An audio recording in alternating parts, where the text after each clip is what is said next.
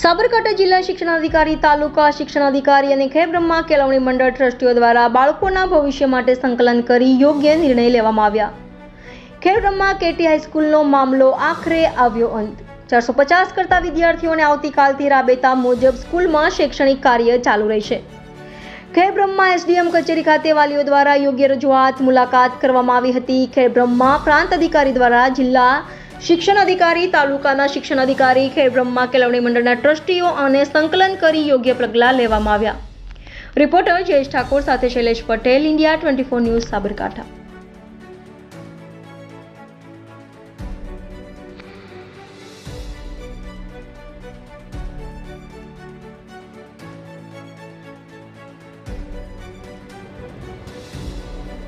નમસ્કાર।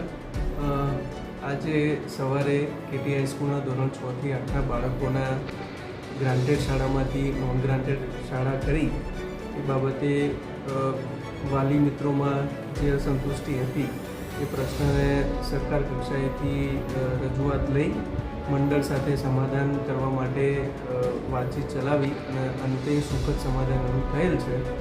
અને ધોરણ 6 થી 8ના બાળકો જે આજની તારીખે એનરોલ થયેલા હશે એ બધા જ મિત્રોને, બધા જ બાળકોને ધોરણ 9માં જ્યાં સુધી ના આવે ત્યાં સુધી નિઃશુલ્ક ભણાવવાની મંડળે ખાતરી આપી છે, લિખિત ખાતરી આપી છે, જેથી આ બાબતનો અને આ પ્રશ્નનો અહીંયા અંત આવેલ છે। ધન્યવાદ। ખેડબ્રહ્માના અંદર ગ્રાન્ટેડ સ્કૂલ જે બંધ થઈ એના પછી એક ખોટા મેસેજ બજારના અંદર ફરતા રહ્યા કે સ્કૂલ બંધ થઈ, પણ સ્કૂલ બંધ થઈ નથી, સ્કૂલ ચાલુ જ છે।